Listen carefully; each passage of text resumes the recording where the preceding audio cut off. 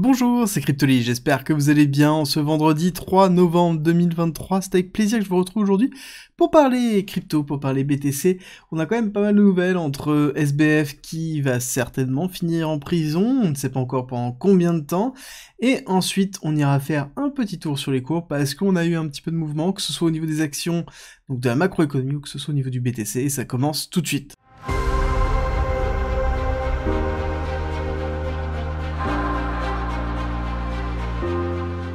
Pour rappel, vous avez toujours la possibilité d'avoir accès gratuitement au parcours pédagogique, qui est une formation de 60 heures, d'une valeur de 400 € qui vous permet d'apprendre la blockchain, la crypto, l'investissement, l'analyse technique, le trading, tout pour devenir rentable, à travers 130 vidéos, 400 pages de guide, des quiz pour savoir où vous en êtes dans votre progression, et le tout gratuitement. Pour avoir accès à cette formation à vie, il suffit d'utiliser la plateforme d'un de nos partenaires, tout est expliqué en commentaire et en description.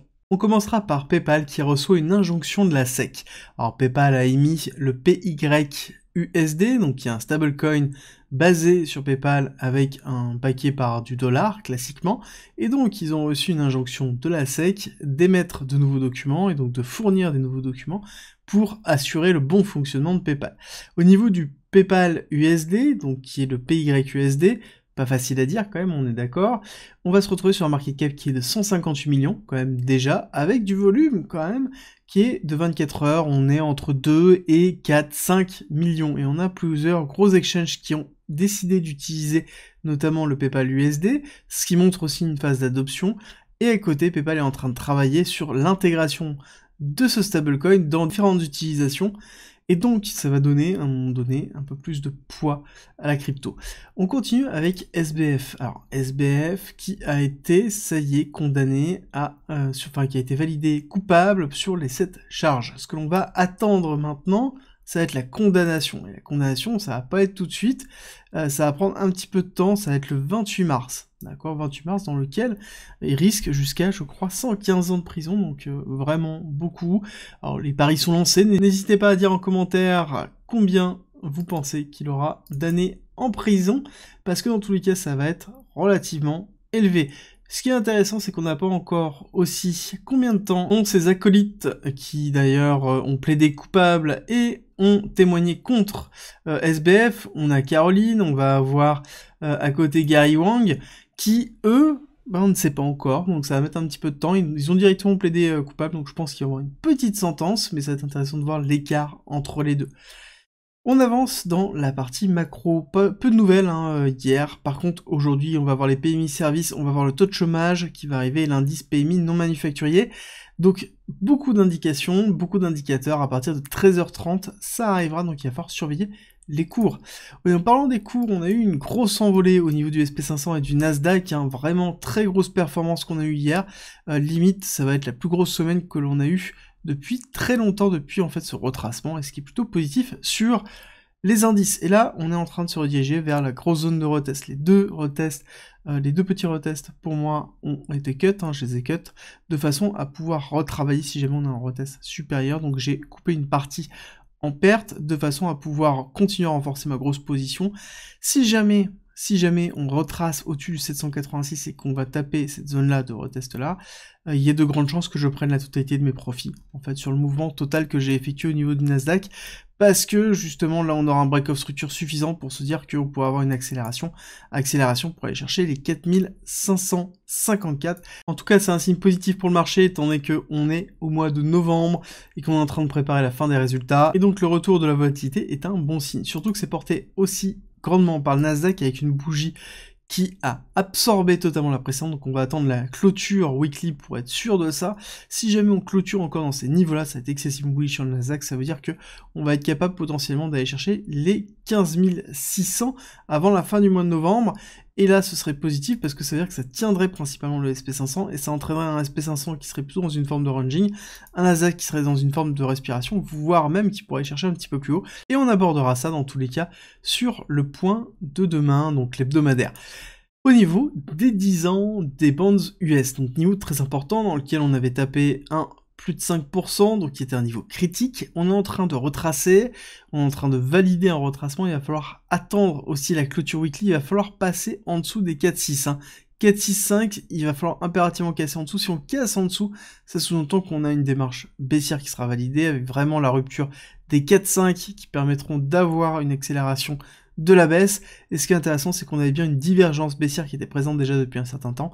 Donc là, c'est aussi une des raisons pour lesquelles on a une accélération du Nasdaq et du SP500, c'est parce qu'on commence à avoir un transfert de liquidité qui est en train de se faire par cette chute. Donc on a une détente des obligations américaines et donc derrière forcément un transfert de capital entre les bonds et justement l'equity et donc une injection plus dans l'equity que dans les bonds. Je trouve que c'est quand même un petit peu trop tôt à mon goût, notamment au niveau de la baisse effective. Donc là il va falloir surveiller, on pourrait très bien avoir bien ce retest pour avoir une continuité baissière. Dans tous les cas on a atteint l'objectif que je voulais dans un premier temps, qui est l'objectif que je vous avais présenté depuis déjà un certain temps. Donc là c'est le point vraiment de rupture, ça va être ici le break of structure à surveiller dans les semaines qui arrivent, voire même pourquoi pas les jours, mais je pense que c'est plutôt des semaines. Au niveau du BTC, on a quand même rangé, on n'a pas trop bougé, surtout quand on regarde en comparaison avec le BTC Gold.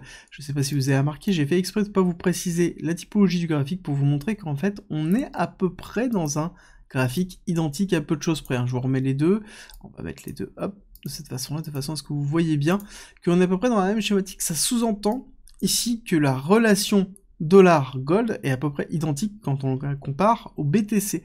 C'est très intéressant en fait cette relation, parce que justement on voit que on est assez peu comme une notion de représentation d'un actif refuge équivalent à l'or.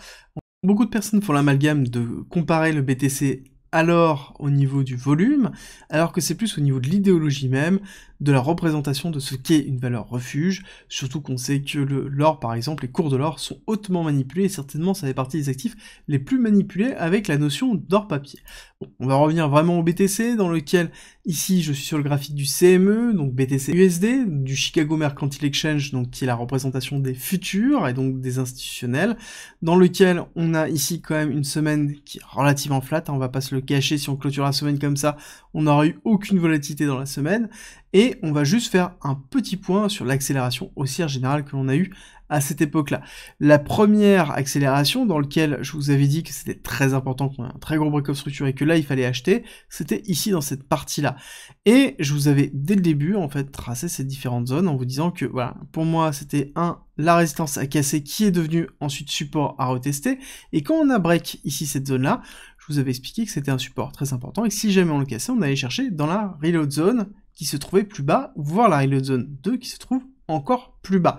Alors ça, c'est des points que je garde, que je laisserai toujours, parce que pour moi, il faut vraiment aller faire une rupture haussière très forte pour se dire qu'on ne va pas aller retracer, surtout tant que le halving n'est pas passé. Très important, on a déjà vu des flash crash ou des accélérations baissières avant le halving, pour préparer justement le halving, donc on garde toujours en perspective, ça ne veut pas dire qu'on est bear, ça veut juste dire qu'on est préparé à tout. Et vous êtes nombreux dans les commentaires à me poser la question suivante, et c'est rigolo parce que vous avez toujours la même question, c'est on pourrait revoir les 25 000, ou tu ne penses pas qu'on ne peut plus retourner aux 25 000 maintenant? Donc cette démarche-là, cette réflexion-là, elle est encore court-termiste. C'est que vous êtes dans une notion psychologique qui est vraiment proche du FOMO. C'est-à-dire que vous n'êtes soit pas assez exposé, soit vous êtes trop pressé. C'est vraiment cette idée-là. C'est-à-dire que ici, nous sommes dans une zone importante dans laquelle on est en train de retester le bloc avant Terra Luna. On est dans une zone de profit, on est dans une zone de rechargement de sel. Si on fait un décompte héliotiste, on a cette représentation d'avoir ici des vagues qui nous donnent justement cette grosse accélération avec une vague 5 qui serait ici. D'accord? Si on la compare et on fait juste tout simplement une petite extension de Fibonacci classique que l'on connaît très bien pour calculer la vague 5, donc qui serait la vague 3, le top de la vague 3, sur ici le retracement de la 4. Et on va aller chercher quoi? On va aller chercher l'objectif de 0,618. On va activer le 618 et vous allez voir que on est pile poil dessus. Donc on a quand même une indication d'une probabilité d'une fin d'extension qui pourrait être une fin d'une grande 1 pour avoir un retracement d'une grande 2 et préparer donc une grande 3. En effet, donc on pourrait aussi dans cette démarche-là, une situation héliotiste. C'est pas être bear d'accepter ça, c'est pas être bear de se dire qu'il y a une probabilité que ce soit le cas. Comme ce n'est pas être bull d'accepter le fait qu'il y a une probabilité d'accélération haussière, avec notamment la validation d'un ETF spot BTC. L'important, c'est d'être préparé aux deux situations. Le fait qu'on me pose la question, est-ce qu'on peut revoir les 25 000, cette question n'existe pas. Ça sous-entend que derrière, vous n'avez pas travaillé votre exposition. Ça veut dire que là, actuellement, vous posez la question, est-ce que je dois acheter ou pas? Posez-vous aussi la question, est-ce que ici, c'est simple d'acheter? Bah là, actuellement, psychologiquement, tout le monde vous dit d'acheter. Je peux vous dire que quand on a réacheté ici dans cette zone-là, qui était la rupture de SVB, quand on a racheté dans cette zone-là, quand on a racheté ici, lorsqu'on a fait un retest, là, c'était des zones qui étaient très compliquées, il n'y avait personne pour vous dire d'acheter. D'accord? C'est dans ces zones-là où, en fait, quand c'est compliqué, c'est là où on doit agir. Là, c'est relativement simple. Pourquoi? Ici, c'est aussi en même temps une zone qui est compliquée, en termes de risque ratio. Ça veut dire que c'est simple, parce qu'émotionnellement, on vous dit d'acheter, mais comment vous allez protéger votre trade ici? D'accord? Alors si vous êtes bien évidemment pas en spot, on est toujours dans une zone intéressante, long terme sur du spot, je veux dire un BTC à 35 000 sur le prochain cycle, on sera content d'avoir acheté à 35 000, d'accord? Prenez bien en considération ça. Par contre, pour une optique de trade, bah là, à quel moment vous allez protéger et comment vous allez protéger ces zones-là? C'est vraiment très compliqué, parce que dans tous les cas, votre lot risque de se trouver ici, et donc votre premier TP, bon bah il sera stop là, donc ça veut dire qu'on n'est même pas dans un RR de 1, donc on n'est même pas dans un ratio de protection de 1 pour 1, c'est pas forcément très intéressant. Il serait beaucoup plus intéressant d'attendre une forme de pullback, dans lequel on aura un retest de ces zones-là, et à ce moment on pourrait protéger, bah c'est simplement en prenant en fait une distance par rapport au pullback, et ensuite repartir à la hausse. Mais tant qu'on n'a pas ça, ou tant qu'on n'a pas un lot qui est mis en place ici pour pouvoir se protéger et placer son SL, ça ne va pas être possible. Donc c'est pour ça qu'il faut faire très attention dans ces situations-là. Et encore une fois, ce n'est pas le fait d'être bear ou bull, c'est totalement différent. On est dans une dynamique où, là actuellement, on est en train de se préparer à toutes les éventualités, parce que le halving n'est pas validé, parce qu'à côté, on va pas se cacher que le bull run a une schématique qui est particulière, et là actuellement, on ne retrouve pas encore, on est dans une préparation de bull run, on n'est pas encore dans ce bull run, en tout cas c'est mon avis par rapport à ça, et donc il faut être prêt soit à l'accélération, soit à la cassure baissière. Pour l'instant, on n'a ni l'un ni l'autre, on a une accélération qui est basée sur une rumeur, on connaît très bien l'adage, donc on fait attention en fait à ce setup là, et surtout, on doit être exposé, on ne doit pas être trop exposé, on doit garder du cash, on doit être préparé à tout. Et justement, cette bonne réaction, ça va être de se dire, ok, est-ce qu'on est capable de retester les 25 000, est-ce que je vais être bien? Si on reteste les 20 000, est-ce que je vais être bien? Est-ce que si on accélère aux 60 000, est-ce que je vais être bien? Et ça, c'est vraiment l'important, parce que, généralement, le trading et l'investissement, ça se joue 100% à la psychologie. À quel point vous êtes capable de ne pas réagir sur le coup de l'émotion, et c'est ce qui va déterminer si vous êtes en gain ou en perte, et si vous allez être vraiment en gain ou vraiment en perte par la suite. Alors, on fera un autre exercice certainement dans l'hebdomadaire, où on reviendra sur cette notion de retracement structurel très fort qu'on est en train d'avoir, qui est une forme de respiration au niveau du cours, et je vous expliquerai tout ça dans la vidéo de samedi. Court terme, on a eu bien cette grosse accélération qui avait commencé à 21 h mercredi, dans lequel après on a bien fait la cassure baissière. Je vous avais dit que si on faisait une rupture de cette zone-là, on allait avoir une accélération, ce qui a été le cas, première accélération, deuxième accélération, et ce qui est à noter, c'est qu'on n'a pas recassé ce lot-là. Alors, ça c'est important, parce que là on a une forme ici d'affaissement au niveau de la pression baissière qu'il va falloir vraiment surveiller.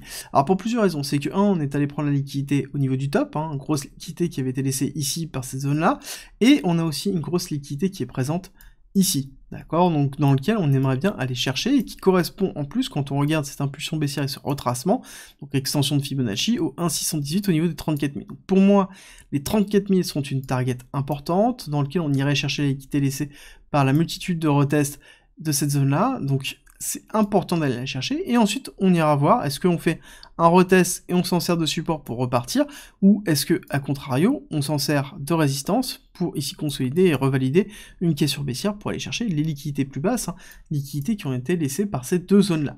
D'ailleurs, si on casse ici cette zone des 33 268, là il va falloir se poser des questions, parce qu'à ce moment-là, on validerait une distribution qui serait très importante, BCARST SO, UT, cassure basse, donc à ce moment on s'enfoncerait et on irait retracer et refaire le retest des 31 000, 32 000 de la zone de rupture. Par contre, il nous reste encore la possibilité d'avoir une UTAD dans lequel on n'irait pas casser le saut tout de suite, et c'est pour ça que je dirais que le 1,610 serait une bonne zone dans laquelle on ferait les 34, ensuite on irait chercher de la liquidité, on reconsolide au-dessus et on repart faire un UTAD avec des targets qui sont un petit peu plus hautes, un target que l'on a depuis un certain temps quand on regarde cette impulsion haussière et ce retracement, qui serait les 37 649. On garde en tête les 42 000, hein, qui sont toujours la target extrême dans lequel on irait chercher les 1,618, mais ça n'empêche que on irait d'abord chercher les 37 000, voir la réaction du cours à ce moment-là, et voir aussi l'avènement global, parce que ce qui est intéressant, c'est que là, on se retrouve sur un BTC qui est en train de s'enfoncer, qui est en train de latéraliser, mais qui a une caissure baissière, alors qu'on a une macroéconomie qui a excessivement poussé hier, d'accord? Donc, il y a vraiment une décorrélation, limite une inversion de la corrélation entre les deux qu'il va falloir garder en tête. Le petit point marquant au niveau de l'order flow, c'est que on a cassé au niveau de l'open interest, donc ça sous-entend que les leviers sont en train de s'alléger, notamment avec la cassure baissière, donc la pression acheteuse à levier court terme est en train de diminuer, ce qui est plutôt positif pour le long terme au niveau du BTC.